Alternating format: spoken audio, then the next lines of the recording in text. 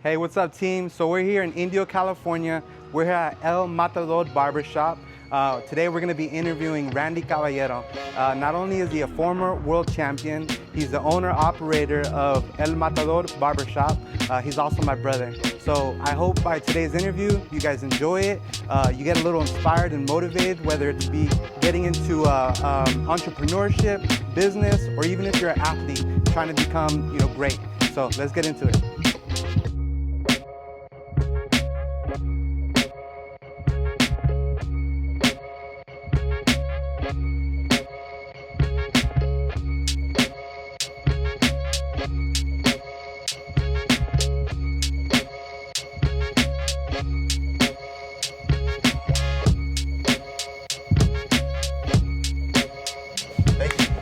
Shit. It's been a long time coming. I know, we've been trying to get this to happen for such a long time, so finally our schedules got coordinated, so happy we're able to get this done. So my first question, and it's a question and a compliment, you've been able to accomplish what so many have only been able to dream of, becoming a world champion. Before the titles, before the popularity, take us back. What was life like growing up here in the Coachella Valley, and how did you get into boxing? And so much to say about the Coachella Valley. It was, like I said, home to us. I grew up in the Coachella Valley, doing so much. My parents keeping us active, playing different sports, but always a passion for boxing, always back to boxing, always inside the gym, fighting every weekend, going to different tournaments, leaving school to do another tournament. So it was great, tough. Like at times, moments where you just want to give up, but you're a kid, you just want to keep going and see where it gets you. And at a point in time where I said, you know what, I want to see how far I can make it in boxing. And I set myself that I said, nobody's going to stop me. I'll take whatever comes my way and push it as far as I can go, man. Yeah. And we did.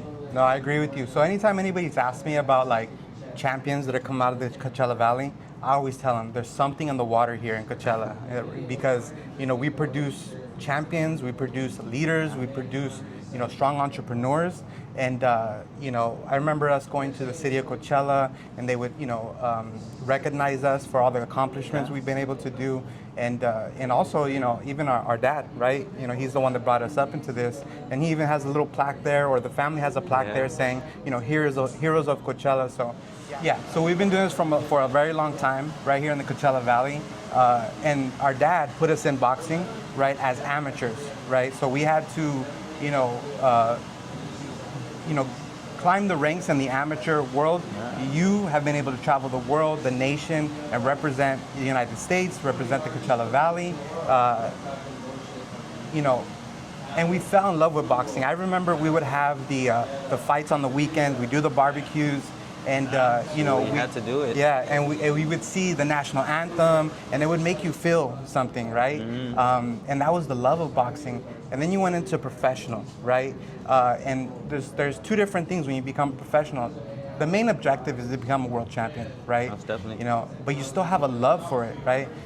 I want to talk to you a little bit about the business of boxing.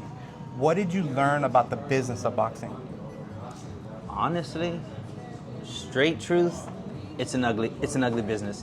Like I said, I have so much love for the sport. I've accomplished so much. I got to travel the world, winning big tournaments. But when it got to the business side and I got to learn the business side, it turned the love that I had for it a lot differently, and pulled myself away from boxing. And I just to see that side of it, it's an ugly feeling. And knowing there's a lot of fighters that are very talented and get screwed over with an ugly business deal, and you're stuck with a company and it's just gonna run you for a bunch of years and take your money. And I think fighters are not taken care of. If you don't take care of yourself, while you're young and have a game plan and set yourself up for greatness, then you're just gonna be like every other fighter that gets to the end of your career, and then you're like, what do you want to do? What do I do? And like I said, we grow up, eat, sleep, shit, all boxing. That's all it is. So, when we get to a certain age, we're like, oh, I don't know how to do certain things. I've never had a job. I've never done this. So it's like, what else are we gonna do? I thought boxing would have took me to a certain extent where I wouldn't have to worry about it. But reality hit in, and I had to figure out, hey, it's time to grow up. Boxing's put aside. And like I said, it's not put aside. There's still ways to be involved in boxing and be part of it. And what I do now, it helps me out get through.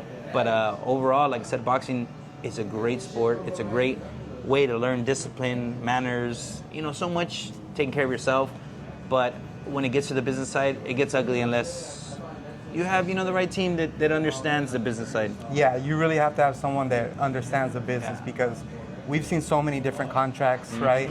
Our younger brother, Romel, he was offered contracts. Yeah. I remember seeing 30%, right, for the manager, and I'm like, whoa, like, is that even fair, right? We fighters, we work our ass off, man, and they want to take what they can from us. But like I said, we're the ones at the end of the day putting in the work and damaging our body to get there. But it's a business. Yes. That's the way business works. Yeah, no, of course. And that's why, it's important to learn those things, right? And you learn so much. I learned so much through the journey with you allowing me to be part of your team. And, it was tremendous things that we learned. So with that being said, you have young fighters in the gym right now. What advice would you give a younger person or anybody that's planning to enter boxing as a career, as a professional? What type of advice would you give them? Enjoy it as much as possible. Have fun with it. Don't take it as a business. It's something you love doing. It's a passion. Once you get to the business side, you kind of lose love unless, like I said, you have the right team. You know what you're doing. You feel comfortable doing it. At the end of the day, whatever it is you do, as long as you feel good, you feel comfortable where you're at, you're in a happy place. And like I said, your life can live on forever. Yeah. To me, I tell a lot of people, we look at a lot of people live life and work a 9 to 5, and you end up aging faster. Me, as an example, you look at Lee Espinoza. He's been around for years. Yep. He looks the same from when I was younger because he does what he loves to do. He goes to the gym every single day, takes care of that gym, and that's it. He's not worried about life. He's enjoying life every day, doing what he loves to do, and that's what it's about. No, and I think that's not just in the boxing world. That's just in everyday life, Definitely. Yeah. So what I've learned to realize, and it's great to see as you get older, you learn new things, and I've always been a person that, since I was little, because there was a lot of fighters that grew up in this valley that were great fighters, that did achieve a certain amount, and like I said, I watch why. What was their next move? Why didn't they reach that next goal? What was it? What can I do different to get there? What can I do to not make that mistake they made? And that's why I think a lot had to help me get to where I wanted, because I learn from people's mistakes. I watch, and not only that, like I said, I love to see documentaries where it tells you what they went through. Everybody lives a life differently, man, and we all go through things, but it's how you overcome it, how you get through it and stay strong, mindset, and it's a great journey. Was it difficult to leave the ring behind, or did you always know that you needed to transfer into another type of business? To tell myself I was done, most definitely was one of the hardest things to do. I ran it for years, telling myself I was going to come back, and people would see me as like, hey, you're going to come back? I was like, yeah, I'm coming back. But never realizing that, I probably was never going to come back. I am getting older in the sport. My body was taking a lot of toll, having 2 surgeries on the same foot in 1 year did take a lot of toll, and I just was getting frustrated that my foot was just not getting any better. And like I said, I was telling myself I wasn't going to come back, and I just let myself go, just prolonging it and saying, I'm going to come back, but never taking care of myself, and until I realized, hey, I'm too old, it's time to let them go, and that's when I learned to take care of myself, and now I feel better than I did when I was younger. Interesting. Yeah, because, as you know, I was a fighter as well, an amateur fighter, and at some point, I was about 17 years old, I decided, I don't want to do this anymore. But in the back of my head, I always said, I'm going to come back. But I had too much fun, the partying, the drinking, the eating, loving to eat, late nights, and you look at the world champions, right, that we've been able to meet, they ain't doing that. I mean, you might get to a point where you kind of slack off a little bit, but the elite of the elite, they're in there every day. They're disciplined. They're hustling. They're working hard. Dedicate your life to it, man. It's eat, sleep, shit, everything you do. That's all you have to think about. And it's not only boxing, it's in other sports, in school, in a job, whatever you do, it's putting all your effort into it. But learning that that's what you love to do, that's what you want to do, not because you're doing it because it brings in the money and it pays the bills. If you're living like that, then it doesn't work. You got to find your passion, what you love to do. And so let me ask you this: so when in that period where you decided, okay, I'm gonna take a little step back, right? But you were saying, in the back of my head, I'm gonna get back into it, and maybe not living the perfect lifestyle, the healthy lifestyle. And you and I have had many conversations, right? And you're in a great place mentally right now. You're happy. You have a lot of energy. What did you do to get to that point? How did you transfer to where you told me, and I could say that you had some anxiety, right? How did you overcome those things? Dealing with anxiety is a tough thing. I said, growing up as a kid, you don't know what anxiety is. You wake up in the morning and you're like, let's go, let's get to work and let's do something. You always have something in your mind. And as I got older, I would dealt with a lot of anxiety, waking up, shaking, not knowing why, what the thing was. But like I said, I'm a very calm person, relaxed person, and I told myself, I'm not going to overwork myself with everything and figure out what's causing it, what it is. And little by little, as I got older, and I was able to figure it out and feel a lot better. And the one thing is being away from boxing was tough. Not going to the gym, not even seeing the gym, not knowing I can't fight. That being part of that was one of the toughest things. So, like I said, after I realized, hey, I'm not coming back, I found the love in going back to the gym and helping others. Yeah, and I love that story, and we're going to get to that in a little bit. But now I want to transfer into the barbershop. You got a beautiful place here, man. And it's been in the business how long now? 11 years. 11 years. That's impressive. Great job there. Feels good. So, what are some unexpected challenges when you started your barbershop? Well, the first unexpected challenge I dealt with was when I opened the shop. The barbers that were supposed to come in here a couple weeks right before I was about to open ended up saying, you know what, we're not moving no more. So actually I was in training camp at the time, I believe, or I was getting ready for a fight. And when they came at me and said, we're not moving, so I'm like, whoa, I got the fight, I got this to worry about. I just opened a barbershop with no barbers, and I'm like, what am I gonna do? And thankfully with, my team and everybody, we got together and figured out how to get them back inside here, get barbers. Went to the school, found, kids that were just barely learning how to play here in the school, and little by little just came back. The name just started getting bigger and bigger. Well, like I said, while I was fighting, I was able to promote. I was able to do all that, build the shop, name for itself. But as it got to a point where, like I said, in any business, it's a roller coaster ride. And people ask me, will you open another one? I don't know, but like I said, this one has been a just roller coaster ride, but I enjoy it because it's mine. And, many times where I'm like, I'm just gonna give up and get rid of it, and I have, but at the end of the day, I don't want to lose it because this is me. This is what I built. I built something from the ground up, something that I knew nothing about. I don't cut hair. I don't know nothing. I went into a different business, entrepreneur thing, and it was a different venture for me. And great experience, and I'm just enjoying it as time goes on. My biggest accomplishment here to me is I've had about 8 to 10 guys leave here and open their own shop. Wow. That is big to me. I'm here to give back, help other people out. I don't make a lot of money here. I just love helping these guys out, seeing people grow. The ones that want to grow. Not the ones that, come, cut hair for once and they leave for the rest of the day, but the ones that come here and you see the passion they have for it, the love they have for cutting hair. It's great to see, and seeing them grow is great. That's a unique quality, because a lot of people, not everyone, but a lot of people, and it's okay to be selfish at some points, right? But a lot of people think me, right? Where do you think you learn that quality in supporting other people and giving them support and enjoying watching them succeed? A lot comes from it at home. Our parents raised us great young men. Had us on the right path.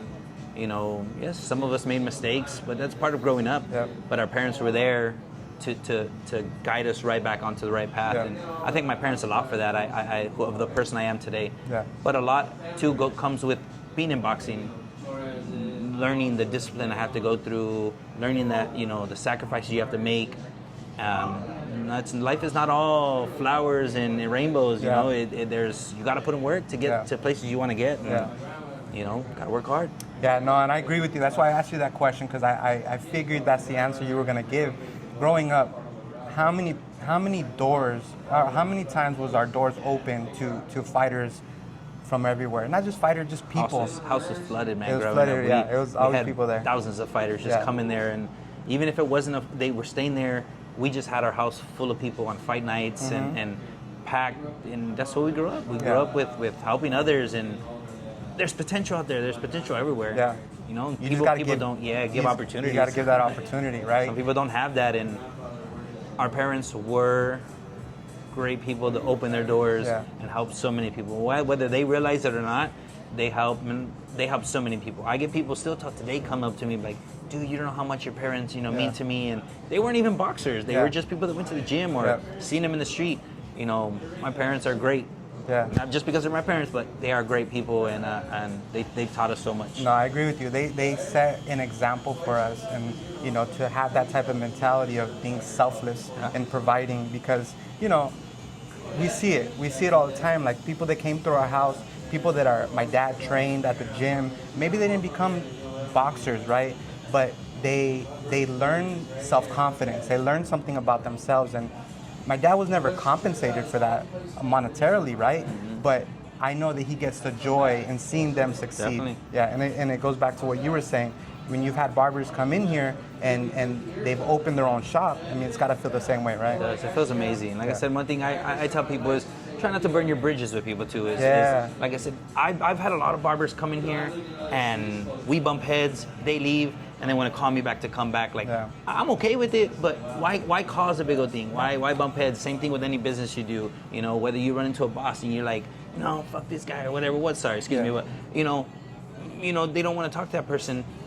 Be careful, because the world goes in a circle. You're gonna need people in the long run, and it's good to keep good faith with people. Yeah, no, I agree with you. That's a lesson that my dad taught me, and I've worked for quite a few different companies, and I've left some, and my dad always told me, leave in good terms, because you just never know who that person's gonna be. Nope, right? not at all. And I've always tried to leave on good terms.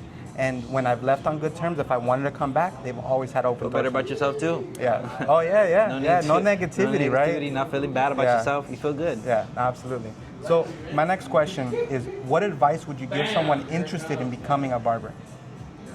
Like I said, not just a barber, just anything in life is giving it your all, putting your time and effort into something, and not slacking it and I'm gonna go do something else. I'm gonna have this. Focus yourself on one thing first and give it your all. And if it doesn't work in the long run, but like I said, not just a shorter period of time. Give it, months, a year, 2 years. It doesn't build in one. An empire is not built in one day. No. It takes time, and you got to learn to crawl before you walk. Learn to walk before you run. Yeah. So it takes time, and you have to learn to take the steps and not just rush everything. Well, that's encouraging to hear, man, because I've done different types of jobs, and now I'm doing interviewing, and sometimes you'll post a video and you're like, I only got 12 views. It's like, it's discouraging, right? But I enjoy this. I enjoy doing what you love doing. I enjoy talking to people. I enjoy learning from people. But like you said, people need the opportunity. And I feel like giving people your story, sometimes they can relate. And when they relate, they say, oh, maybe I can do that, right? Definitely. So I agree with you. We're not stopping here. We're going to keep going. We are going to keep pushing. There's a lot of talented fighters here in this valley too.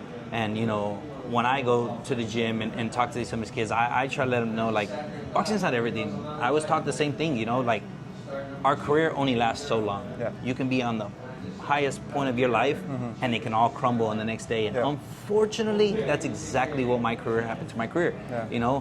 Won a world title, and right after that world title, everything just crumbled down. And yes, from one day I was on top of the world, feeling like I'm a world champion, and the next I was like, dude, where's everybody at? And it's an ugly feeling, but at the end of the day, it's just you figuring life out. That's interesting, because earlier we were talking about how the goal is to become a world champion, right? For myself, I've been able to accomplish some of my goals, right? And when I get there and I accomplish it, you get a sense of satisfaction. You're happy you did it, but that's it. Yeah. Right? So then you gotta think, okay, what am I proud of? What did I enjoy about that? It was the journey. And the journey's hard.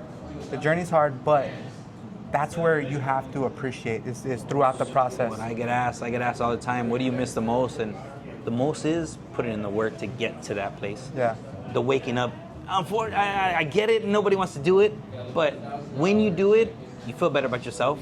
You accomplish something, and to look back and be like, dude, what did I do to get there? Yeah. That's the best part of accomplishing something. Yeah, pushing through the negativity and trying to be positive about it. You know, definitely. I recently started running again. It's been about 2 or 3 weeks, right? And growing up, I hated running. I hated waking up in the morning. Our dad, hey, go run, and you start to go running. It's like, oh, I hate this, you know. Trying to hide. Trying to hide, yeah. Didn't want to do it, you know. Even stretching, like I didn't enjoy stretching. I enjoyed getting in the gym, hitting the bag. Sparring was the best, just right? Right in there. Yeah, just get in there. It was the most fun. But one thing that I've learned recently in doing my running is that I'm never gonna look forward to it. I'm never gonna be like, yes, I gotta go run, you know. But I put the shoes on, I go out there, 5-10 minutes into it, I'm here. In the zone. We're doing it. Let's go. You know, and I think that speaks to what you're talking about. And doing it. Yeah. What has been the most rewarding part of being a business owner? It's a good question. Like I said before, the enjoyment of seeing clients coming here and getting a haircut and leaving with a smile. Yeah. You know, that's one thing I enjoy seeing. But also seeing these guys grow, these barbers grow in here. And I've had thousands of barbers work in the shop over the 11 years I've been here. And to see them open their own shop, I'm not a selfish person. I'm not going to be like, no, you can't leave. You know, you have to be here longer. Or one thing they do is when one guy leaves, they take, you know, a couple guys with them to their new barber shop. And, you know, it messes up my business. It's the only way I make money is by them paying, you know, station. So I'm not going to go and bash them. You can't do that. You feel it's the best move for you. Yeah. And by all means, do your thing, man. I wish nothing but the best for everybody. So seeing my guys accomplish and opening something and building it to something that's pretty big today. You know, some of these barbers have some great barbershops in the Sins Valley. So it's just great to see. I think my shop was just perfect timing when I opened it. And it just expanded to help everybody else open theirs. Yeah, that's good. Competition is good. Competition is good. It's what you need because it makes the cream rise to the top. Mm-hmm. The best go to the top, right? So competition is always good. How has the Coachella Valley had an impact on your business? Business in the barbershop wise? Yeah, or in your life. I mean, what has it done for you personally? What do you think about growing up here? Like you said in the beginning, something in the water just keeps us driving. Yeah. You know, also my parents, what they did for us, but this valley means a lot. And the people ask, well, why don't you leave? Well, it's home. Yes. You feel home. Yeah. Whether it's the heat that gets to 120 or when it gets cold here and we get the weird rain weathers or whatever it might be, we just love it here. Yeah. It feels like home. Not much to do, but to see it grow is a great thing that I'm enjoying seeing. Yeah, and it's growing. It's growing tremendously. It is growing, and it's growing fast. It's growing fast. Yeah. Jump on the train, you're gonna get left behind. Yeah, 100%. You know, I remember when we were younger, either family members would come over from out of town, or friends would come over, and they'd be like, "Man, there's really nothing to do out here," and you'd be like, I'd be kind of embarrassed about it, you know, like. Well, what do you have? We would try to figure out, like, we go to the gym, we go to the park. Yeah. But now, like you said, people are moving here in droves, right? Mm-hmm. You know, there's so much development. Before you would drive around, you'd see sand dunes everywhere. Mm-hmm. Now it's homes, shops. It's just grown so much. It's amazing to see, man. It's good. And you're a part of it. You're a part of it. You're a part of the growth. All right, so this is the exciting part of your journey right now. Is you recently got into going back to the gym, right, and helping people get fit, get healthy. Tell me a little bit about that. Yeah, that is something. It's a different ball game. Being a fighter and a trainer is two different things, and I'm learning how to transition into that, and it's pretty great. Helping from kids to adults achieve their goals. You know, me from the class that I do a class Monday through Thursday. And like I said, adults, kids join the class, and everybody's able to get through it. Yeah. It's enough where you're not going to die. You're going to be able to finish the whole class and feel good about yourself. Yeah. And that's what I love about it. But just to see the people come. I pump everybody up when they walk in that gym. Yeah, yeah. I'm the loudest person in there. Yeah. You know, people can be outside and they can hear me while they're walking in. So I just love to give great energy, great vibes, and make people feel good about being there. One thing I tell people that, you know, we all carry a lot of stress, but when you walk in those doors, you leave all your problems outside. Yeah. Close that door and leave them outside. Yeah.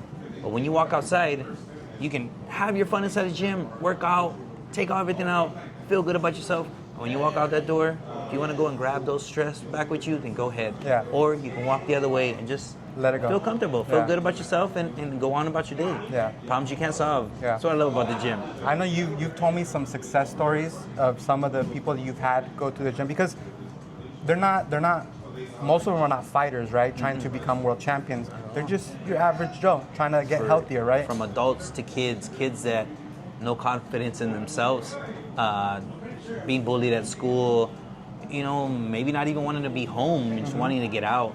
You know, kids that are unhealthy, you know, it's great to see. Yeah. You know, a kid that I work with, you know, he started coming to my class, and the first day he walked in that gym, he was crying. Yeah. His mom was like, nope, he needs to work out. And I was like, I'm going to get this kid to love it to come here. Yeah. And I was like, you know, I told him, I said, dude, I'm not going to put you in a ring. You're not going to fight nobody.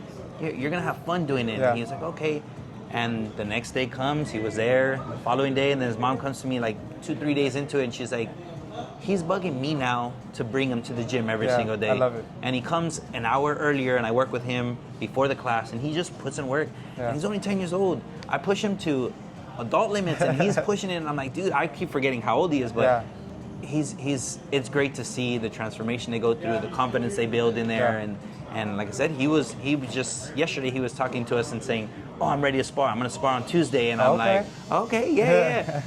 Just to see that confidence in kids is amazing, man. That's what we need. We need to build these kids. Kids nowadays don't have confidence. They don't know where it comes from, and don't know how to get it installed to them. So I'm here to help do the best I can to let kids know that there's levels that you don't even know is possible. 100%. And when you reach them, it feels good to get there. Yeah. You're building future leaders right now. That's what I'm so trying let me to ask you this: if somebody watching this wants to join your program, how would they get in contact with you? You can either message me on Instagram, Randy El Matador, or you can give me a call, 760-601-7881. We do it at the Bagnummo Park at the Coachella Boxing Club, Monday through Thursdays at 8 p.m. And we just do a full body workout. We work from the shoulders, the back, you know, the arms, the legs, the abs. We make sure I make sure I take care of every inch of your body. And like I said, the women that are in the class I've talked to them losing weight, you know, better with their knees. I work with a lot of helping with, you know, I dealt with a lot of sciatic problems. My sciatic, I don't know why, but I deal with it, and I'm learning how to take care of myself, but as well as teaching others the same problem they have. Everybody deals with the same problem, knee problems, sciatic problems, back problems, and I work on those specific problems, learning how to teach them how to stretch. You know, we do a 15-minute stretch right before the class, then we jump into the class. And so, like I said, I'm here to take care of yourself, not just jump you into there and work out and try to get you tired, and then you're like, you know what, I don't want to do this tomorrow. You're going to feel good doing it. And like I said, we play music, we have fun, good vibes, great time. So it's a great experience. Come on down. So there's no excuses because it starts at 8 o'clock. So if you're working, you're done you get off work. I waited until you guys were out, put your kids, fed them, you know, lay them down, or bring them to the gym to work out. You know, if they're 8 or older, bring them on down and we'll work with them too. So anybody's welcome. Male or female, doesn't matter the age. Don't matter. Get to the gym, start putting in the work. Come on down and take care of your health. That's what we want. I love it. So we talked a little bit about the Coachella Valley. I always ask this question because, you know, we're from out here and we've found places that we love. You tell me a hidden gem here in the Coachella Valley that you enjoy going to. Man, I don't go out much. My gyms are, my hidden gems are the beautiful golf courses we have in this valley. Yes. I've learned that golf is my new getaway. Boxing was my getaway, and the feeling I felt when I was in that ring was unmatchable. I never felt that feeling ever again. And when I got into the golf course, not saying I'm the best golfer, but like I said, I enjoy being out there. I feel the same way I feel when I'm inside the ring. My mind's clear, calm, at peace, not worrying about nothing, you know, and that's why I think I fell in love with the sport of golf. and just being on those different golf courses. So beautiful, the views we have in this valley. You know, people come and the Coachella Valley is dirty, gangster, or whatever you might think it is. But unfortunately, we have some great places out here, some beautiful views, and it's nice. Yeah. I never golfed until this last year, and I went with you. I mean, I've hit the ball a couple times, but yeah, you're right. You know, when you're walking on the grass, you feel like you're out in nature, right? And you're playing a game, and it's challenging. It is. You know, you get up to the ball and you're like, oh, I'm gonna whack this one, and then you completely miss it. You know, it's humbling. It's a love-hate relationship. Just the way I felt about boxing, it's the same thing with golf. It's Yeah. a love-hate relationship. You'll never conquer it, but you always keep learning this sport for sure. No, I love it.